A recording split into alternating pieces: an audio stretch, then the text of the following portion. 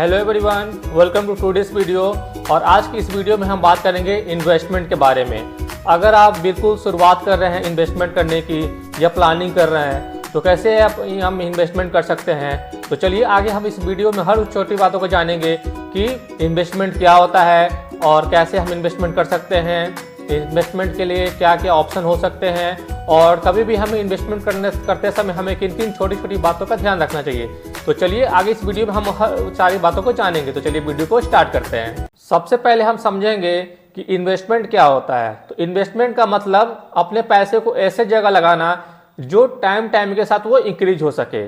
और इसके इन्वेस्टमेंट के बहुत सारे ऑप्शन हो सकते हैं, जैसे shares, real estate and mutual funds, और इसके अलावा भी बहुत सारे ऑप्शंस हैं। तो आगे हम यह भी समझेंगे कि सेविंग्स और इन्वेस्टमेंट में क्या डिफरेंस है। तो सेविंग्स का मतलब है कि अपने पैसे को सुरक्षित रखना। वही अगर हम इन्वेस्टमेंट की बात करें तो इन्वेस्टमेंट का मतलब है कि अपने पैसे को ऐसे जगह लगाना जो टाइम के साथ इंक्रीज हो सके। फ्रेंड्स, अब हम समझेंगे कि इन्वेस्टमेंट हम कैसे कर सकते हैं, इन्वेस्टमेंट की शुरुआत हम कैसे कर सकते हैं और हमें किन किन बातों का ध्यान रखना चाहिए।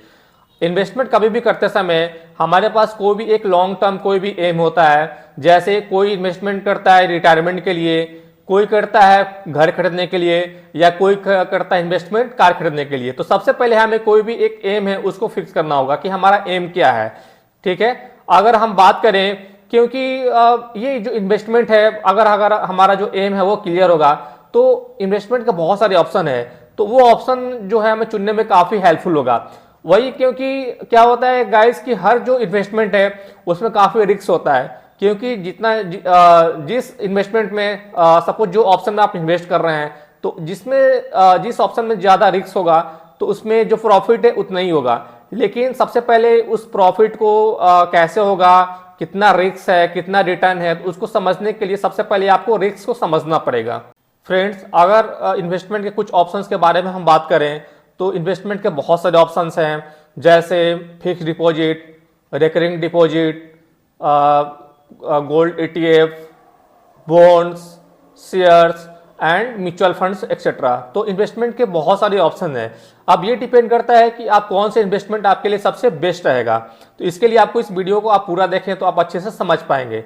तो फ्रेंड्स, हमारे जो इंडिया है इसमें सबसे ज़्यादा जो पॉपुलर इन्वेस्टमेंट जो सबसे जो पॉपुलर है वो है, सबसे पहला नाम आता है फिक्स डिपॉजिट, क्योंकि इसको सबसे सेफ माना जाता है। और फिर आता है RD का नाम। तो जो फिक्स डिपॉजिट क्या है, तो फिक्स डिपॉजिट क्या है कि हमें एक फिक्स ड्यूरेशन के लिए एक लमसम अमाउंट हमें जो है वो इन्वेस्ट करना होता है। और फिर क्या होता है, सपोज मैंने 5 ईयर के लिए मैंने कोई भी सपोज 1 लाख रुपीज़ मैंने उसको इन्वेस्ट कर दिया।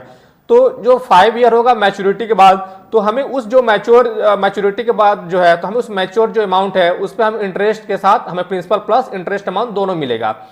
वही अगर कुछ लोग जो हैं वो रेगुलर सेव करना चाहते हैं, जैसे जो सैलरीड पर्सन है जिनकी सैलरी हर महीने आती है, या जो बिजनेसमैन है जो चाहते हैं कि हर महीने छोटी छोटी जो अमाउंट है हम इन्वेस्ट कर सकें, तो उन लोगों के लिए जो रिकरिंग डिपॉजिट है ये काफ़ी बेस्ट ऑप्शन है। क्योंकि इसमें क्या है कि आपको हर महीने सपोज हर महीने आप कोई एग्जाम्पल के मैं एक छोटा सा अमाउंट बता रहा हूँ, जैसे 5,000 रुपये है, तो आप हर महीने 5,000 रुपये जमा कर सकते हैं। और ये आप पे डिपेंड करता है कि आप कितना इन्वेस्ट करना चाहते हैं। तो ये भी एक बहुत अच्छा ऑप्शन है। तो फिक्स डिपॉजिट क्या है कि हम एक फिक्स ड्यूरेशन के लिए फिक्स डिपॉजिट कर रहे हैं, बट वही जो रिकरिंग डिपॉजिट है, रिकरिंग डिपॉजिट हम एवरी मंथ सेव कर सकते हैं। तो आगे चलिए फ्रेंड्स, हम समझेंगे कि इन्वेस्टमेंट के और भी सारे ऑप्शन हैं, जैसे shares, mutual funds, gold ETF, bonds etcetera के बारे में चलिए हम समझते हैं। अब हम बात करते हैं शेयर्स के बारे में। तो अगर शेयर बाजार में जो पैसा लगाना है ये थोड़ा रिस्की हो सकता है आपके लिए, लेकिन इसमें क्या है कि अगर सही अगर आप रिसर्च करते हैं और सही टाइम पे इन्वेस्ट करते हैं, और फिर क्या है उस कंपनी के बारे में आपको अच्छे से रिसर्च करना होगा कभी भी आपको इन्वेस्टमेंट करने से पहले, क्योंकि इसमें थोड़ा रिस्की होता है। लेकिन अगर हम बात करें म्यूचुअल फंड्स की, तो फ्रेंड्स क्या है, म्यूचुअल फंड में क्या है कि सपोज अगर आप कोई भी शेयर खुद से नहीं चुनना चाहते हैं तो आप म्यूचुअल फंड में इन्वेस्ट कर सकते हैं। तो इसमें क्या है कि आपका जो पैसा है वो पैसा एक फंड में इन्वेस्ट किया जाता है, और जो एक्सपर्ट होते हैं, फाइनेंशियल एक्सपर्ट, उस पैसे को मैनेज करते हैं। ठीक है, अगर हम बात करें बॉन्ड्स की, तो बॉन्ड्स में क्या होता है कि ये भी एक बहुत ही सेफ इन्वेस्टमेंट माना जाता है। इसमें क्या होता है कि हमें एक फिक्स रिटर्न मिलता है, लेकिन इसका जो रिटर्न है वो शेयर मार्केट और जो म्यूचुअल फंड्स उस पर डिपेंड करता है। वही रियल एस्टेट में जो इन्वेस्टमेंट है ये लॉन्ग टर्म के लिए होता है, क्योंकि इसमें क्या है कि इसमें काफ़ी अच्छा हमें प्रॉफिट मिल सकता है। लेकिन इसमें क्या है कि इसमें रियल एस्टेट में हमें इन्वेस्टमेंट करने के लिए हमारे पास एक बड़ी अमाउंट होनी चाहिए, तभी आप इनमें इन्वेस्ट कर सकते हैं। वही अगर हम बात करें इंडेक्स फंड और ETF की, तो ये भी काफ़ी सेफ इन्वेस्टमेंट माना गया है।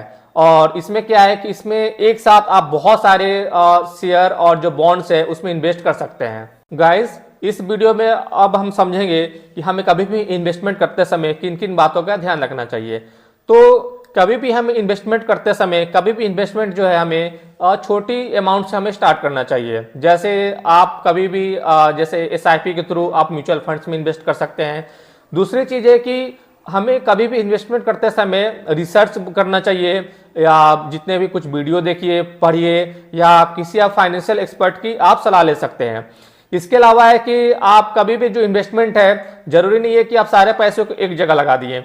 तो इससे अच्छा है कि आप जो भी आपके पास जो भी आप इन्वेस्टमेंट करना चाहते हैं, तो हर पैसे को अलग अलग जगह पर लगाइए। जैसे FD, RD, mutual funds, gold ETF, index fund and shares. तो सारे पैसों को एक ही जगह नहीं लगाइए, इसको अलग अलग आप अलग अलग अमाउंट पोर्शन में आप लगा सकते हैं। इससे क्या होगा कि जो आपका जो रिस्क होगा वो काफी कम हो जाता है। फ्रेंड्स, कुछ बातें हैं जो हमें इन्वेस्टमेंट करते समय बहुत ही उस पर ध्यान देना चाहिए।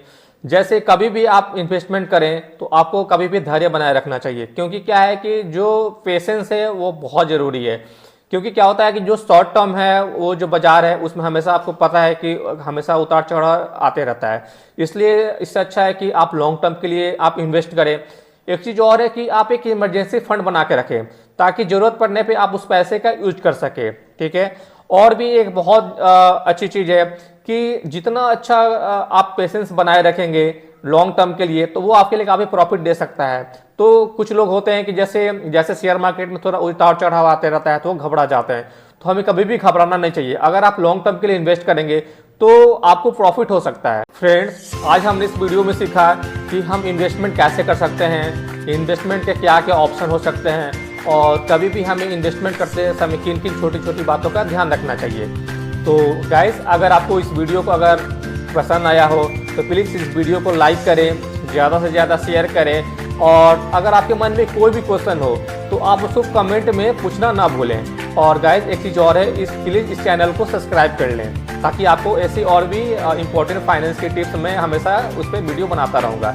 तब तक के लिए bye bye. Thank you so much watching for this video.